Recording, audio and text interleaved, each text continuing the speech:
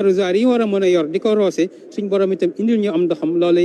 yaakaar da cay mën a juddoo kon ñi ñaan yaakaar jooju dara bañ cee yàkkeeku ba li ñuy séntu ci bés bi rek ñu am ci lu kawe suñ njort kon sur ces images ñi ngi gis njiitu réew mi di le président Bassirou Diomaye Diakhar Faye ak kilifa yi nga xam ne itam ñoom la àndal ak kilifa yi ñu fi fekk itam ñu wàcc ndànk nuyoonte ak ñi nga xam ne itam ñoom la ñu war a nuyoonteel ñu teeru leen itam gàttandu leen saafonte ak ñoom buñ jógee ci loolu mu daal di yegg fi nga xam ne itam foofee la ñu war a mën a jëmbate garab gi ñu xamal nañ ne sànq itam ne incha allah ak ñaan mooy jiit ci lu nekk dinañu ñaan ngir ñaan suñu borom mu barkeele li ñuy def ngir ñaan suñu borom itam garab gii ñu fiy jëmbat ak garab yi ñuy jëmbat mu am fi ay ati at am fi njariñ am itam loo xam ne itam lu mu mën a indil réew mi la te ñu ànd ko ak garab gi ànd ko ak ñi nga xam itam ñoom ñoo ko fi jëmbat ba ñeneen itam fekk ko fi loolu doon loo xam itam luy jaral askan wi lay doon kon daal loolu mooy itte ji loolu mooy taxawaay bi loolu mooy itam tànk yi nga xam ne nii moom la ñuy dox fii kilifa réew mi nag mi ngi noonu moom président Bassirou Diomaye Diakhar Faye ci ko li muy diyoonteel di ministre de l'environnement gouverneur Njaareem ndax moom nag moom mooy jiite région bu Njaareem ak maire yi nga xam itam ñoom ñoo fi nekk loolu mooy waral rek ak ki nga xam ne moo doon Serigne Bassirou Serigne Abdou Khadre moom nga xam ne nii moo yore si yoon bi ñi nga xam itam moom la kii nga xam ne moo fi toog toogaay Cheikhul Khadim Serigne Mouhamadou Mountakha moom Serigne Mouhamadou Bachir ñaan suñu borom yàggal ko fi lool itam te mu ànd ak wér lool itam ci liggéey bi te ñu ànd ko ak moom la yebal ngir mu teeru kilifa bu mag gi nga xam ne itam moom la suñu borom teg ci bopp réew mi moom lay nuyoonteen noonu ak sang su baax si ma fi àndal di siyaaranteeg ñoom di ndokkalanteeg ñoom di itam saafonte ak ñoom ci li nga xam ne nii moom moo doon taxawaay bi ci li nga xam ne tam moo doon bés bi ci li nga xam ne tam moo doon bëgg yi ndax dëkk bi di Touba saa suy am gan yi nga xam ne itam moom la suñu borom dénk dëkk bi di Touba day yebal ñi ma war a yebal ngeen ceeral ko ganam googu fonkal ko ganam googu siyaaral ko ganam googu itam dalal ganam googu loolu mooy aada jiñ fi fekk loolu mooy warma jiñ fi fekk loolu mooy sutura siñ fi fekk mooy njàngale mi ñu fi fekk mooy xam-xam biñ fi fekk te ku nekk itam man cee amul mbind ndax gan moom day doon koo xam itam ku ñu war a sagal la day doon koo xam itam ku ñu war a wormaal la dañ war a itam ku ñu war a jox dayo la kon loolu mooy itti ji nga xam ne tey ji moom moo doon lañ fiy taxaw ci dëkk kon nag dañ leen di bàyyi rek ngeen dund ambiance bi nga xam ne moom la ñuy gis noonu xam naa ne mbooloo fi nekk nag bëgg nañ ci gis njiitu réew mi moo war itam ndeysaan soxna yaa ngi noonu di ko wane itam mbégte moo xam ne am nañ ko ci kawam di yëkkati turam loolu yëpp di wane itam daanaka téye guñ ko téye ak jàpp guñ ko jàpp ak rafetlu guñ rafetlu itam lii doon teew gi mu teew fii c'est des poignées de main extrêmement chaleureuses entre le chef de l'État et cette délégation-là qui est venue l'accueillir ici dans la ville sainte de Touba pour témoigner au chef de l'État toute leur gratitude, toute leur reconnaissance et toute leur satisfaction avec l'honneur que le chef de l'État a fait à cette ville sainte en désignant Touba pour que cette ville sainte abrite cette cérémonie ô combien importante qui est la cérémonie de la journée de l'arbre et cette année c'est le manguier qui est le parent. loolu mooy mbégte bi nit ñi am mbégte nag boo ko amee danga koy màndargaal te lii nag seede la ci.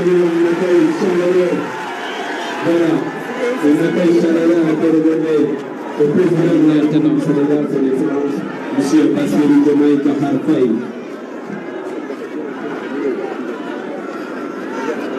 Ibrahima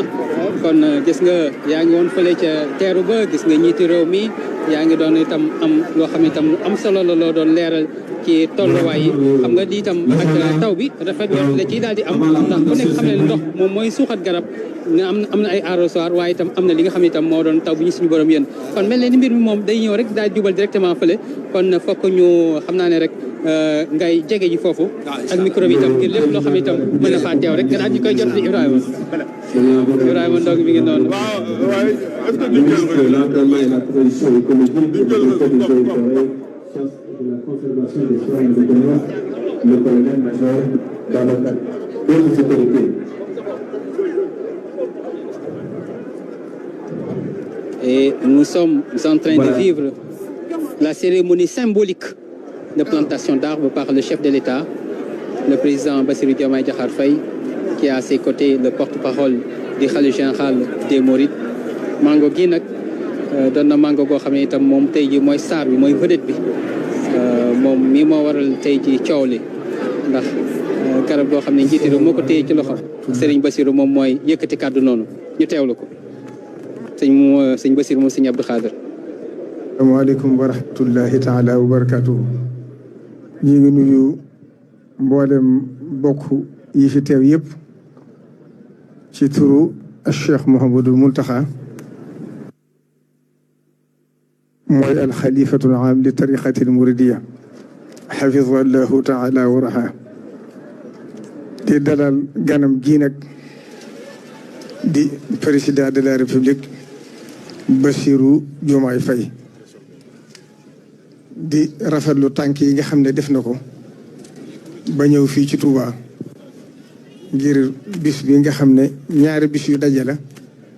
muy bisub mbale ak bisub jëmbatum garab kon bala ma dugg ci njëriñu garab ndax du gudd ndax kàddu yi day gàtt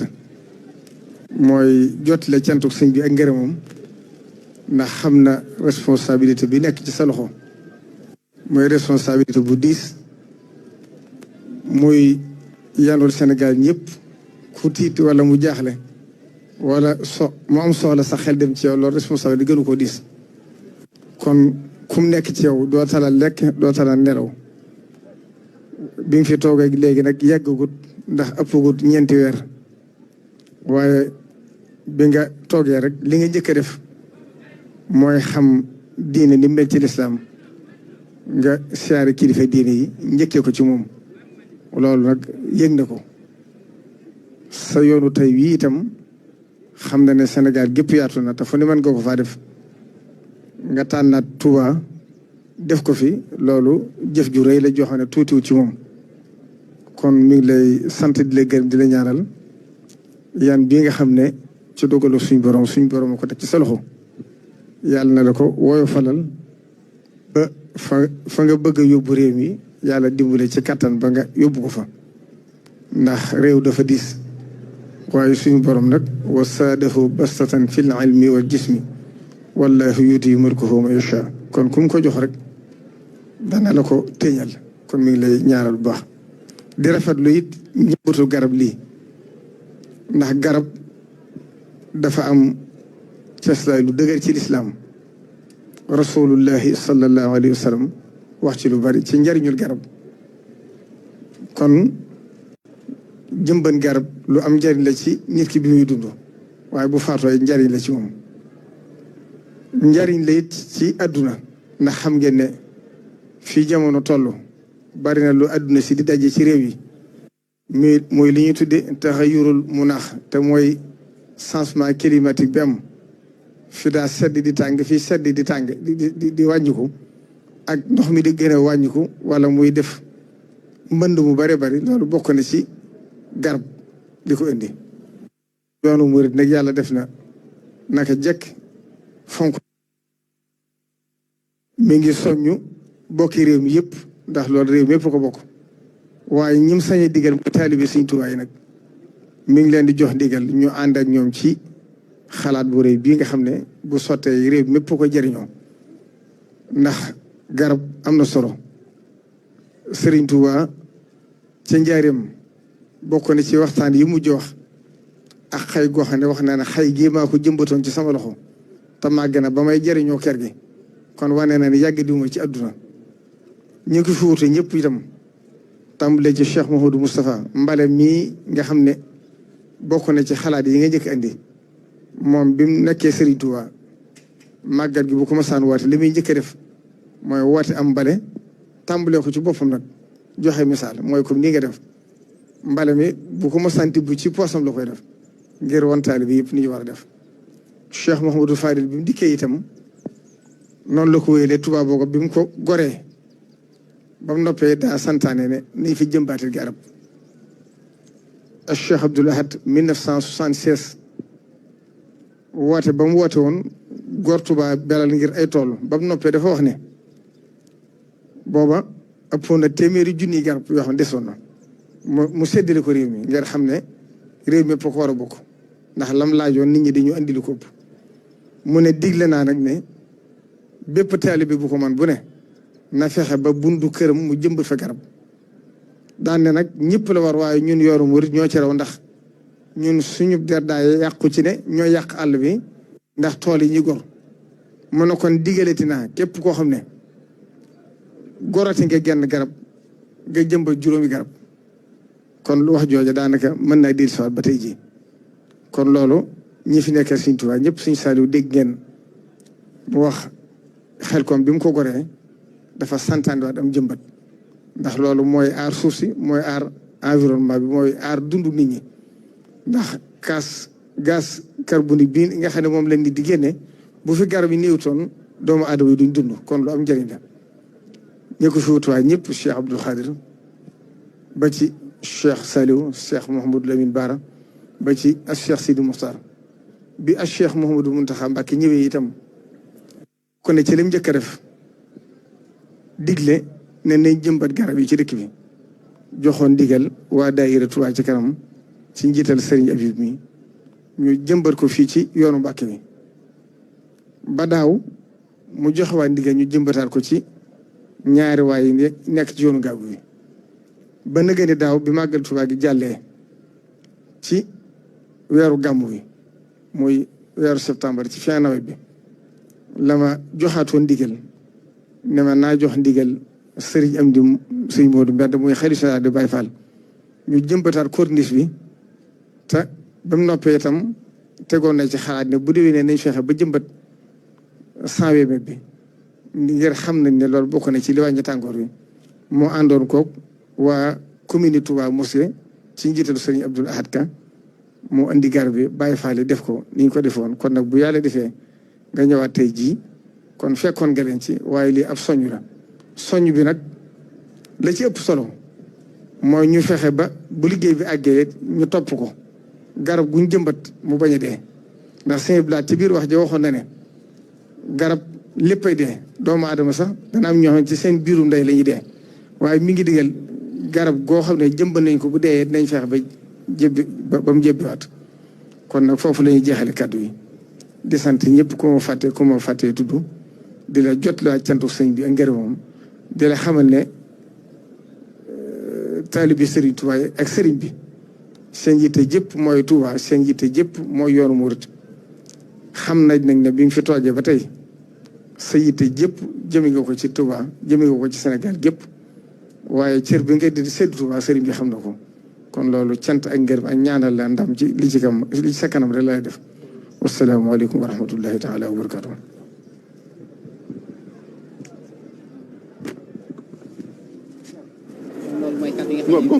ci Serigne Bassirou moom Serigne Abdou Khadre fi mu nekk nii nag njiitu réew mi ci boppam moo ko Serigne bi ñu ngi jëmbat garab gi nga xam ne moo doon mango gi nga xam ne tey jii moom moo waral bés bi ñu dajale ci dëkk bu tedd bi di Touba mu doon bés bi nga xam ne itam moo doon bésu njëmbatum garab gi kon njiitu réew mi lañ gis noonu mu téye garab gi ñi mu àndal itam ñu jàppale ko ñu jëmbat garab gi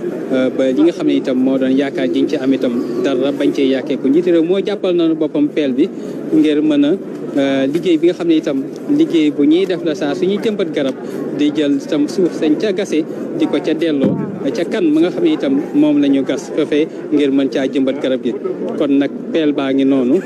garab gaa ngi noonu kan maa ngi noonu nañu koy itam suulee ngi noonu ngir lépp loo xam ne itam moo doon la koy màndargaal rek mu doon lu ñuy wattu di ko sàmm di ko roose ak itam di ko toppatoo ba lii nga xam ne itam moo doon yaakaar jiñ ci am dara bañ cee yàkkeeku garab gi nag moom xam naa ne garabu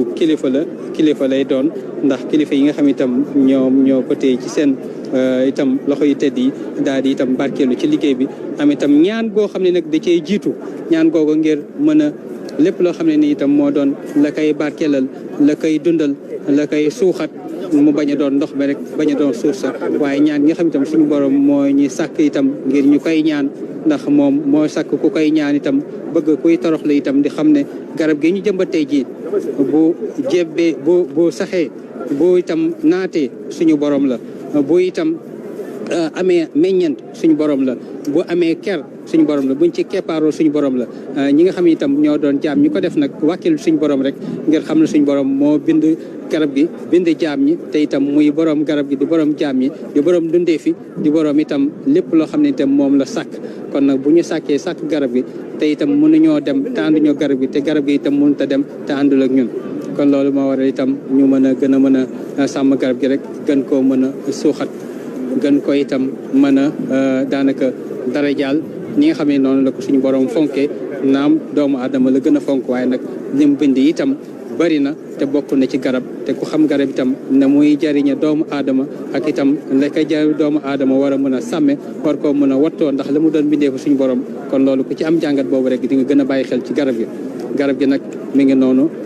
daanaka jëmbat nañu ko teg nañ ko fi ñu ko war a teg ñaan nañ ci am nañ ci yaakaar yàlla bu yaakaar jooju yàkkeeku dégg nañ itam kàddu yi nga xam ne moo tukkee ci Serigne Bassirou moom Serigne Abdoul Khadr fàttali ne Serigne bu mag bi fonk woon garab fàttali itam ne Serigne Mamadou Moustapha mi nga xam ne moo fi njëkk a toogaay Serigne bi fonke woon garab fàttali itam ne Serigne Abdoul Ahad itam yàlla suñu borom yokk ay leeram fonke woon garab waaye fàttali itam li nga xam ne nii moom moo doon suñu borom mi sàkk jaam yi sàkk garab yi te garab doon ab jaamam itam di ko jëmbat noonee mu fonki garab ak nañ ko war a mën a warmaale nañ ko war a mën a itam joxe cër bi nga xam ne moom la ko suñu borom jox ndax loolu yëpp dafay bokk ci gën a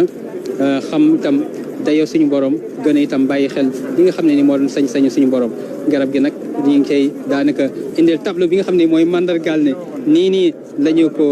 jëmbatee mu nekk lañ ca bind turu garab gi mu doon mango gi ñu ca bind ko ci wàllu tubaab wax itam njaboot ga mu bokk mu doon famille am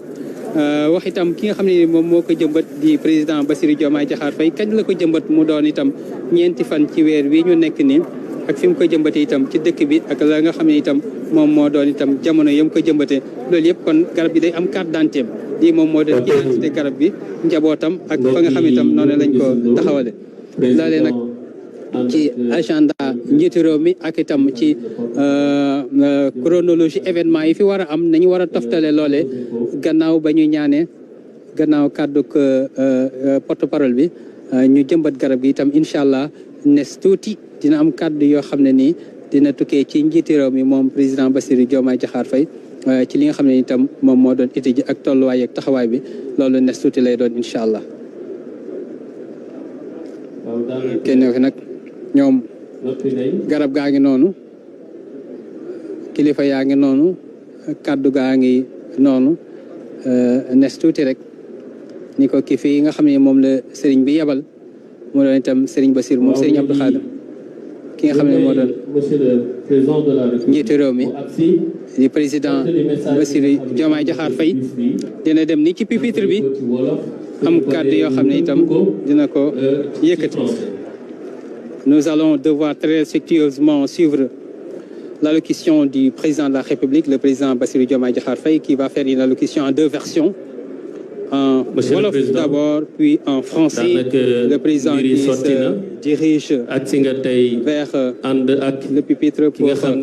délivrer son message, un message qui est tant attendu. Le ministre de l'Environnement, le président de la République. Donc, nous allons très respectueusement l'écouter. Donc, Monsieur le Président, merci. Salam alaikum wa rahmatullah. Di njëkkee kaddu gi sant yàlla bu baax a baax moom mi nga xamante ne moo ñu may ba ñu fekkee bés bi te tal ko ba di ci def activité boo xamante ne waajaloon nañ ko ci coobareem di doore di nuyu ñëpp ñi nga xamante ne teew nañu ci bés bi te di jiital ci nuyu gi xalif général des Mourides sëñ Mountakha Bassirou Mbacké di ko ñaanal gudd fan ak wér-gu-yaram di ko ñaanal bépp kilifa diine ci réew mi di ko ñaanal bépp kilifa aada ci réew mi di ko ñaanal waa réew mi yépp di sant bu baax le autorité yi nga xamante ne fekk naa leen fi mooy autorité administrative yi di maire di yeneen autorité yi nga xamante ne teew nañu ci bés bi di ndokkeel di jaajëfal bu baax ministère de l'environnement ak ñëpp ñi nga xamante ne agent ministère bi lañu di jaajëfal bu baax ñi nga xamante ne am nañ taxawaay gu mucc ayib ci bés bi di beral loxo nag ñii di waa Touba ci kanam nga xam ne bokk nañ ci li gën a tax journée bi ñu doore ko fii gannaaw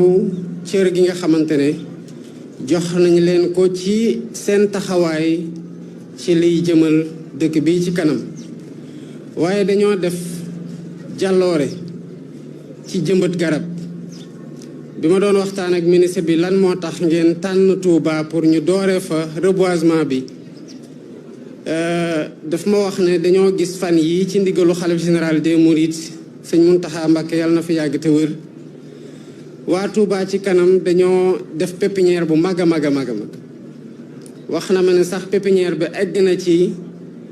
20 junni ak juróom-ñetti junni ci garab muy 28000 garab yoo xamante ne mu ngi fii ci Touba ci pépinière te ñu war ko jëmbat ñu di leen ci jaajëfal bu baax di leen wax ne lépp loo xam ne gouvernement bi mën na leen ci gunge jaare ko ci ministère de l'environnement wala yeneen ministères yi taxawaay boobu dina mat sëkk parce que li ñuy ñaax ñi nga xamante ne ñoo nekk ci communes yi rawatina communes yi nga xamante ne dafay am mbooloo gu bare kuréel yi fa nekk lëkkaloog maire yi pour ñu taxawal ay pépinières yu mel ni pépinière Touba ci kanam muy pépinière boo xamante ne dañ ko jëmale ci li saxal ay garab ci dëkkuwaay yi sànq le porte-parole xalif bi ñu sëñ Bass Abdou Khadre ma koy jaajëfal bu baax ci teewaayam ak ci kàddu yu rafet yu mu yëkkati mu ngi wax ne ci ndigal yi sëñ Touba joxe woon ci jëmbat garab di ci ñaax taalibe yi def ko lal ci garab bu amul dund ju mën a am ci kaw suuf mu méngoog slogan bi nga xamante ne maanaam bàkk bi nga xamante ne moom la ministère de l'environnement jël at gi muy garab moo tax ñun suñu teewaay gi ci àdduna mën di wéy mooy l'arbre notre assurance vie kon fépp fi nga xamante ne ci Sénégal woo nañu ñëpp pour ñëw ci bés bi taxawoo ko nu mu waree pour jëmbat ci nu mu gën a baree ay garab ci gox-goxaan yi ci dëkkuwaay yi dañ koy def ci logique co-construction bu ñu nekk ak Sénégalais yi bi ñu toogee ba tey maanaam liy defar Sénégal na Sénégalais bu ne jàpp ne mu ngi ci loxoom ni mu nekkee ci loxo président de la République nu mu nekkee ci loxo ministère de l'environnement nu mu nekkee ci loxo bépp agent ministère de l'environnement kon ci misaal ni saxal ay garab ak toppatoo leen ba ñu màgg nu mu nekkee wareef ci agent eaux et forêt noonu la nekkee wareef ci bépp citoyen Sénégal bi nga xamante ne bëgg nga di dox di gis ay garab bëgg nga booy dox ba sonn nga am foo feexloo ci ronu garab bul xaar ne garab boobu keneen moo ko war a jëmbat ba mu sotti nga ñëw toog ci suuf si waaye yow tamit da nga am cëru ak devoiru saxal ay garab di leen toppatoo 28000 arbres maanaam 20 junni ak juróom-ñett ci garab yoo xamante ne ci ren gi kese waa Touba ci kanam saxal nañu ko balaa muy am sens ñëpp ñi nga xamante ne ñoo dëkk Touba taxawoo ci liy tax ñu arrosé ko ba nawet bi génnee ba garab yi mën a dund. waaye ministère de l'environnement boo xoolee ci lu mu recensé yëpp ci ay garab ren gi ëpp na 5 millions juróomi millions ci ay garab yoo xamante ne ci journée gi ren gii nii rek war nañ ko jëmbat ci gox-goxaan yi Sénégal yëpp. ngallaawaay nañu fexe ba ci 5 millions yooyu li ci gën a bare mën a dund ba taxaw, ndax bu ko defee at bu ne bu yàggee Sénégal naataange dina fi dellu ci waat jaarale ko ci garab foo tourné gis ay garab te mu doon loo xamante ne day gën a ñongal dund gi ci biir Sénégal. kon sant nañ ñëpp ñi nga xamante ne ñu gis leen ñu bañ leen gis, ñu dégg leen ñu bañ leen dégg, wala ñoom ñu gis ñu wala ñu bañ ñoo gis ci journée bi ci suñu taxawaay ñu ngi dem di jëmbat ay garab ci moment bii ñu toll nii di ko defee Touba. ñu xam ne lii rek symbolique la ci dayob dëkk bi, waaye symbolique la tamit ci taxawaayu waa dëkk bi ci yàgg saxal ay garab te gën cee taxaw. ñu gën di leen ñaax, di leen ndokkeel, di leen jaajëfal, di leen jox tamit mu doon royuwaay ci ñeneen ñi nga xamante ne ñu ngi ciy góorgóorlu ak ñeneen ñoo xamante ne war nañ cee gën a góorgóorlu. ndax bu ko defee ñun ñëpp buñ ko bokkee ci Sénégal am taxawaay boobu, bu yàggee lépp luy avancé désert ak désertification ak ci fépp fu mu mën di nekk ci Sénégal dinañ ci ànd saafara ci nu mu gën a gaawee. lii moo nekkoon luñ koy dooree di mujjee ci gën a ñaax ñi ci am taxawaay, di leen gën a soññ, waaye tamit di leen jaajëfal bu baax a baax muy ñëpp ñoo xam ne taxaw nañu ci jëmbatal ay garab tey, waaye ñi nar a taxaw tamit pour gën a suuxat garab yooyu ci di leen arroser, ci di leen toppatoo, ci di leen ñàgg pour dal gën bañ leen yàq. lii moo nekkoon kàddu yoo xamante ne bëggoon naa ko sotti ci bés bi. di leen sant bu baax a baax. salaamaaleykum wa rahmatullah. Jërëjëf, Monsieur le Président. Un petit résumé en français, s'il vous plaît. Je voudrais d'abord rendre grâce à Dieu de nous avoir donné l'occasion d'être témoins de ce jour et de nous avoir permis de le tenir comme nous l'avions prévu depuis des mois. La journée du 4 août est une journée nationale consacrée à l'arbre au Sénégal. Cette année, le ministère de l'Environnement a décidé, parce que c'est rotatif, a décidé de tenir le lancement de cette journée à Touba. Je voudrais d'abord saluer le khalife général des Mourides et saluer l'ensemble des disciples, des autorités religieuses et coutumières ici et partout dans le pays, et rendre hommage à tous les citoyens sénégalais qui ont fait de ce jour ce qu'il est en train de devenir, à savoir une journée de réussite dans le reboisement. La journée d'aujourd'hui, il faut le comprendre, c'est juste une journée de lancement. Mais planter des arbres et s'en occuper doit être un comportement quotidien toute l'année. Une chose aussi est de planter des arbres, une autre est de s'en occuper afin qu'on puisse assurer la survie des arbres que nous sommes en train de planter, ou tout au moins d'assurer un taux de survie extrêmement important par rapport au nombre d'arbres qui ont été plantés. C'est l'occasion pour moi de rendre grâce et de plutôt encourager et remercier Touba Ca Kanam, qui a fait cette année une pépinière de 28 000 pieds, et de le donner en exemple à toutes les communes du Sénégal, à toutes les associations au sein de ces communes, qu'ils comprennent que reverdir le Sénégal doit être entre les mains de chacun. Il est de la responsabilité de tout citoyen de contribuer, comme nous sommes en train de faire dans une logique de co-construction, à ce qui va reverdir le Sénégal. Il s'agit de planter des arbres toute l'année, mais il s'agit surtout de s'occuper des arbres qui sont plantés pour que le taux de survie maximal puisse être assuré. Cette année, ça se passe ici. D'autres années, ça va se passer ailleurs. Mais c'est juste une journée de lancement que les citoyens doivent perpétuer chaque jour dans l'année, tant dans le reboisement que dans l'entretien des arbres qui ont été plantés. Et me réjouir de ce que la journée connaît un engouement certain partout au Sénégal. Féliciter le ministre de l'Environnement et de la Transition écologique et l'ensemble des agents du ministère pour leur dévouement à cette journée, et l'ensemble des citoyens au Sénégal, partout où ils soient, qui sont en train de célébrer cette journée, et d'en faire une journée qui sera davantage ancrée au-delà du calendrier républicain, mais dans les habitudes et dans la nette compréhension qu'il nous faut des arbres pour notre assurance vie, comme l'a rappelé le porte-parole du Khalife,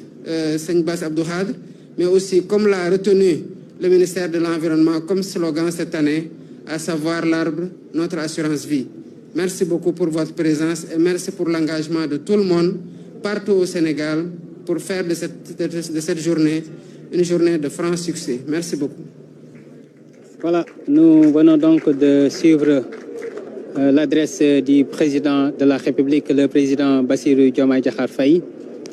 qui a présidé cette cérémonie de plantation d'arbres, le manguier qui est l'arbre parrain. Avant son adresse, nous avions eu l'occasion de suivre également alors cette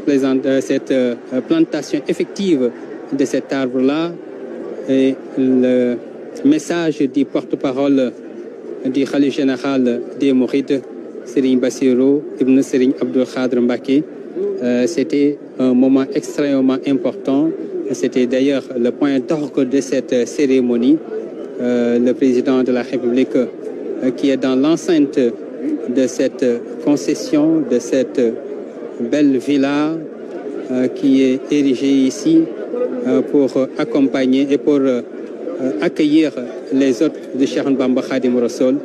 qui est la villa des hôtes située ici au niveau de l'héliport. Kon ñi fàtte ne ñu ngi fii ci dëkk bi di Touba njiitu réew mi di président